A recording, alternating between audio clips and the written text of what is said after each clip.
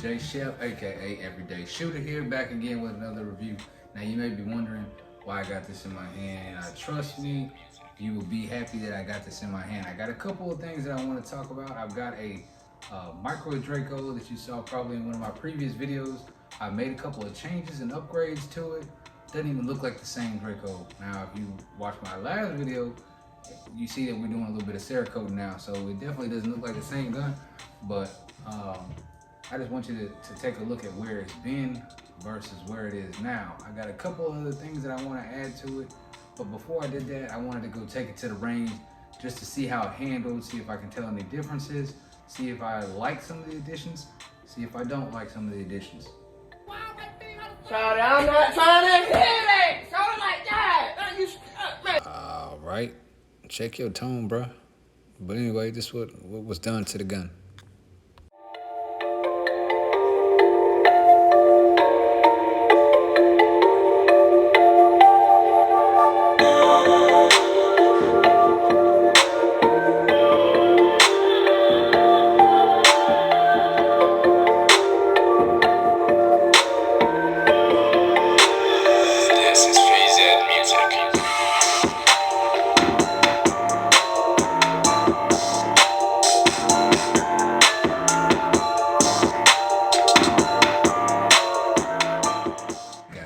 You already know who did it again.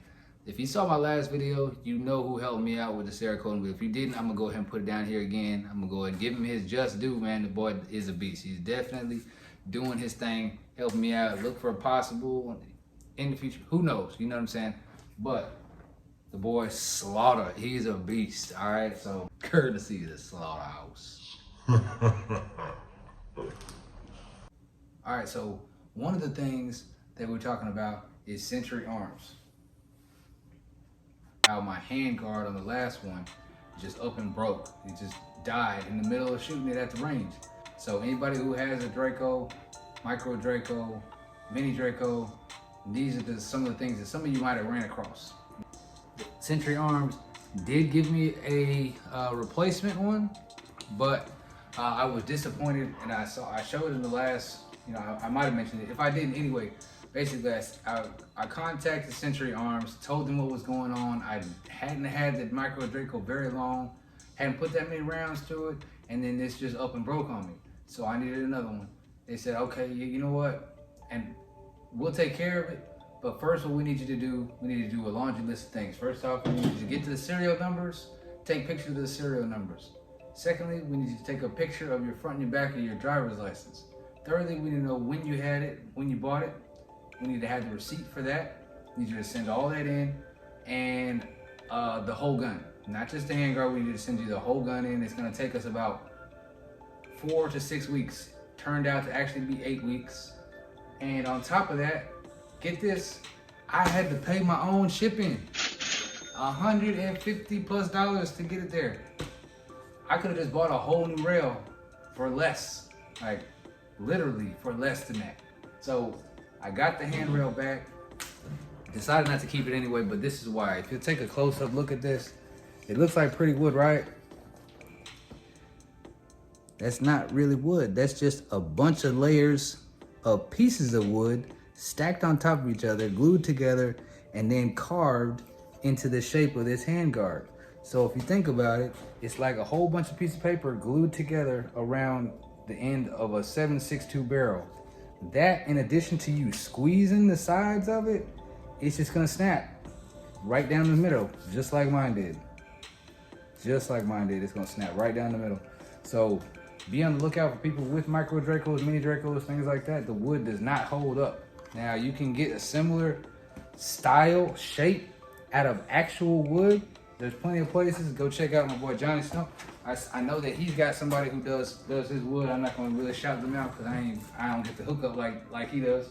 But anyway, there's ways around this. And case in point, I went ahead and just redid the whole thing. I've got a couple of things left on it, but let's go ahead and get into it. All right, so as you see now, it's part of the folded gang, right? So I've got the folding brace adapter on it. All right, you know what? I'll tell you what, I'm gonna just go through the different parts that I changed on it, give you a close-up look on it. All right, so when you saw the first one, you saw the first version of this gun. Basically, you saw that it was all black everything.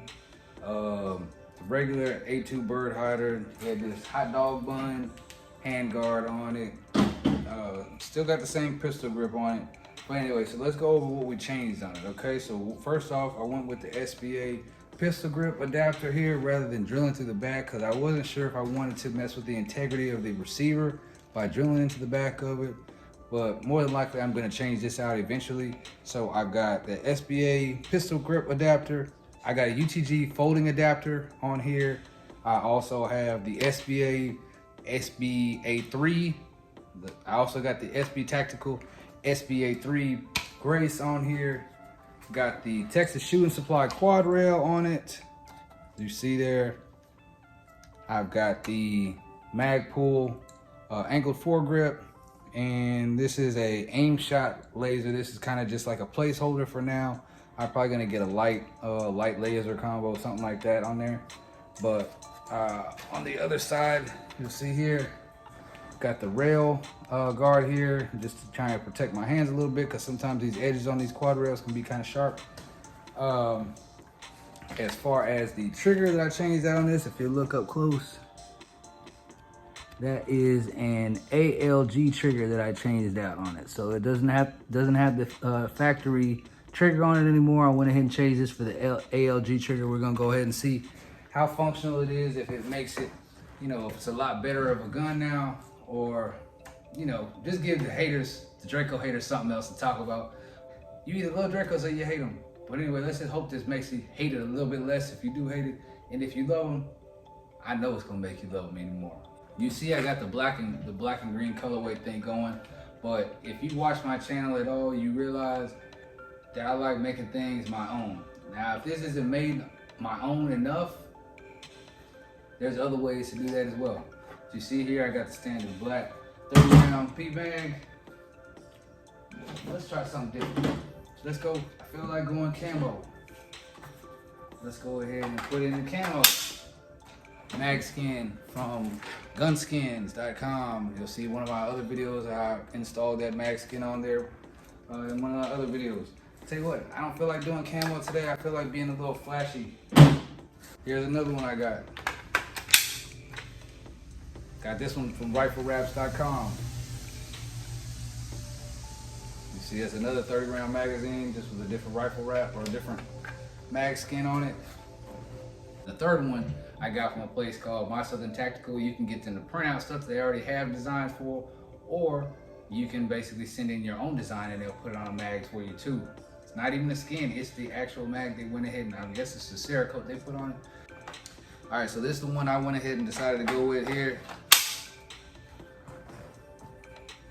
Look at that. Dropping bombs on you hoes. But, so like I said before, you can make these your own just by changing the magazines out. Like, they give it a whole different identity. But like I said, there's a couple more additions that I was thinking about making. Y'all let me know what you think. I had thoughts of trying to mount a optic onto this right here, but I decided, you know what, let me go ahead and use it with the rail as is and the iron sights, just so I can see if there's a difference, if there's something that, you know, from the previous to this. So I went ahead and left it like this. But I just also want to know, anybody out there who's got any hookups or any ideas on where I can get a side mounting, a side mount for an optic on these. I'm trying to get a side mount, something that basically goes from here to up here, and I can put my mount my optic right here without putting it on the dust cover. Because every time you take the dust cover off, you got to worry about having to re-zero it, things like that. I just don't want to have to deal with that. So I'm trying to see, anybody got the hookup on the side mount, or let me know a good suggestion on a mounting option other than up front, because I don't know if I'm really feeling that. So lastly, you see I've got the classic A2 bird hider. See, I got the classic A2 flash hider on there. The last thing that we need, I forgot.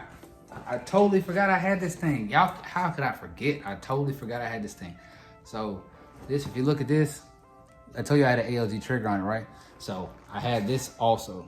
Didn't even forgot I had it. It's an ALG Akula muzzle brake. You see how it looks? Y'all let me know what you think. You think I should leave the standard or I should go with the Akula? Let me know what you think. Put it in the comments. All right, y'all, I'm hyped because we here for the first maiden voyage of the new Draco setup with the ALG trigger, the Cerakote, all that, new brace, all that. So let's get into it, man.